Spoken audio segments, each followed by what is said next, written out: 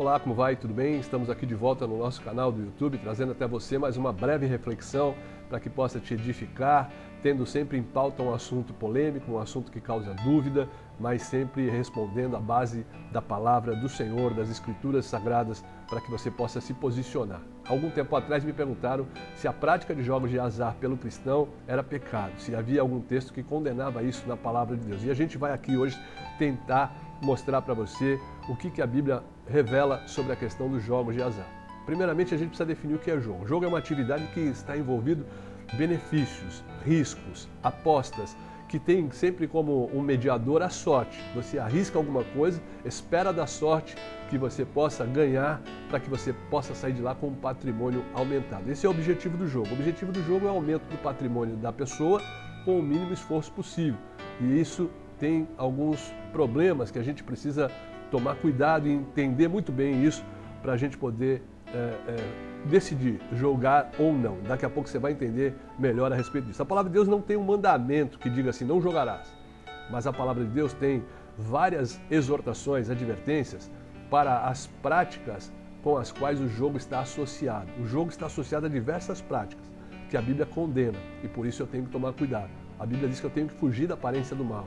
Nós vamos entender um pouquinho mais à medida que nós vamos trocando essa ideia com você para que você compreenda. O padrão que leva o homem a aumentar o seu patrimônio, o padrão que leva o homem a enriquecer foi determinado por Deus, está na palavra de Deus. E é claro, Gênesis capítulo 3, verso 19 diz assim: no suor do teu rosto comerás o teu pão, até que tornes a terra, porque dela foste tomado, porquanto és pó e ao pó tornarás. Ou seja, o padrão para que você e eu prosperemos é o trabalho. O primeiro padrão de Deus é você tem que trabalhar, eu tenho que trabalhar e ganhar o necessário para o meu sustento, para ampliar as minhas condições.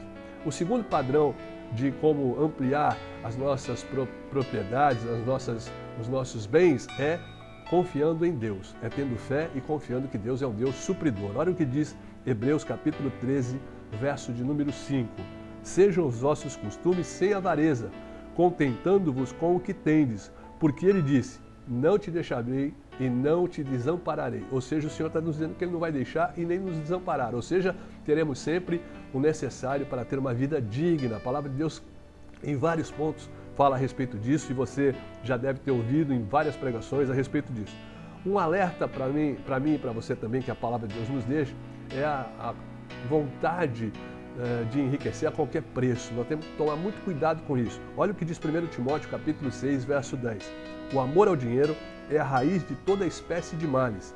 E nessa cobiça, alguns se desviaram da fé e se traspassaram a si mesmos com muitas dores. Ou seja, veja que querer enriquecer a qualquer custo, de qualquer jeito, sem ter um cuidado para saber se aquilo é lícito ou não, traz dores e até nos afasta da salvação de Deus. Um grande problema também que o jogo traz é aquilo com o qual ele está associado, né? As práticas com as quais o jogo está associado. A palavra de Deus condena totalmente estas práticas às quais o jogo está associado. A primeira delas, a bebida e a prostituição. Os cassinos de Las Vegas são um grande exemplo disso, onde bebidas são distribuídas gratuitamente ou a baixo custo para que a pessoa possa consumir bastante. Consumindo bastante, ela perde o senso crítico, ela perde a visão do risco que ela está correndo e aposta cada vez mais até que perca quase tudo que foi, se não perder tudo mesmo. E a gente vê que todo o cassino ele é montado com uma estratégia de deixar você muito bem aconchegado, com uma estratégia de marketing muito atraente para que a pessoa possa ir e usufruir daquilo, começando com pouco gasto até chegar a gastar todas as suas economias naquele local.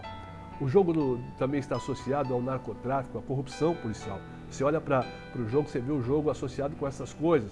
Por exemplo, o grande problema no Brasil é o jogo do bicho, que normalmente está associado ao narcotráfico e à corrupção policial.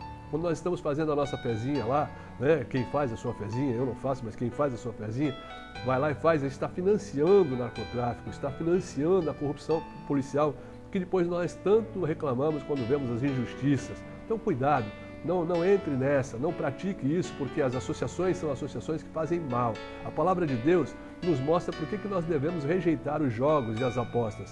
Salmo 55, verso 22 diz assim: lança o teu cuidado sobre o Senhor e Ele te susterá, não permitirá jamais que o justo seja abalado.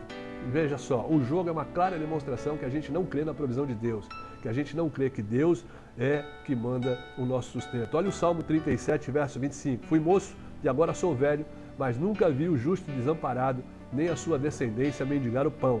Ou seja, o Senhor provê, o Senhor, mesmo nas horas mais difíceis, não permite que o justo, que o servo do Senhor, fique à mercê da necessidade. Então, meu irmão, o nosso sustento vem de Deus. A palavra exorta ainda que aquele que quer melhorar a sua vida, que quer angariar mais patrimônio, pode fazê-lo, não há nenhum erro nisso, desde que seja através do seu trabalho, trabalho digno, trabalho honesto.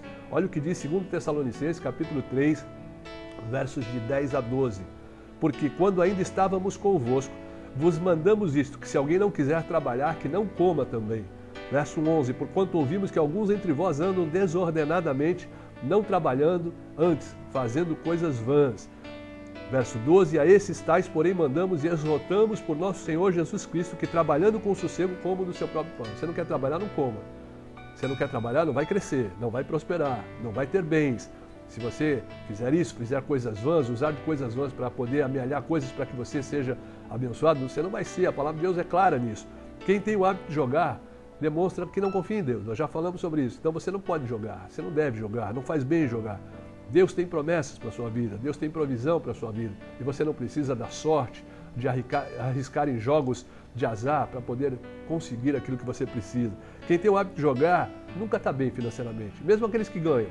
Você pode pegar todos aqueles que ganharam na loteria esportiva no Brasil, você vai ver que a maioria deles está com problema financeiro. Por que isso? Porque a palavra de Deus revela que o dinheiro vindo de uma procedência vã, de uma procedência duvidosa, ele não é suficiente. Olha o que diz Provérbios, capítulo 13, verso 11. A riqueza de procedência vã diminuirá, mas quem ajunta com o próprio trabalho aumentará. Ou seja, aquilo que vem de uma procedência que não é legal, ele nunca vai ser suficiente, ele vai fugir pelas mãos. Entra fácil, sai fácil, isso é um ditado antigo, mas verdadeiro. Né? O jogo, em termos de negócio, é um grande negócio, mas é um grande negócio para quem banca o jogo, para aquele que é o dono do jogo, porque para os demais causa penúria, amargura, tristeza, sofrimento. No Brasil, infelizmente, o governo é o maior patrocinador de jogos. Apesar de proibir cassinos, apesar de proibir outros jogos, ele criou inúmeras loterias, dizendo que era para suprir dinheiro para a educação, para outras coisas, para a saúde, mas até hoje as coisas continuam na mesma e o governo arrecada para que haja para si muitas coisas e muitos indivíduos jogam o seu pouco dinheiro naquele lugar onde as probabilidades de vitória são diminutas. E a gente tem que tomar cuidado para não ser enganado, para não perder aquilo que já é escasso, que é nosso, que foi conseguido com muito suor, de maneira tão fácil. Por tudo que foi exposto aqui, eu creio que você e eu, nós não devemos jogar, nós não devemos praticar o jogo. A gente deve sair dessa vida de prática de jogos de azar, porque os frutos liberados pelo jogo, as associações liberadas pelos jogos são ruins e levam pessoas à desgraça, ao infortúnio, ao afastamento de Deus. E olha o que a palavra de Deus diz em 1 Coríntios capítulo 10, verso 32.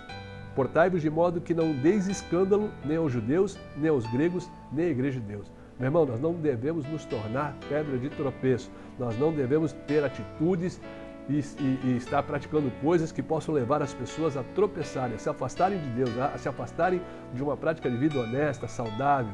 Meu irmão, pense nisso. E se você joga, confie em Deus. Se você joga, se afaste do jogo, porque você vai ser abençoado por Deus, você vai prosperar, o teu dinheiro vai render em nome de Jesus. Um grande dia, um abençoado dia para você.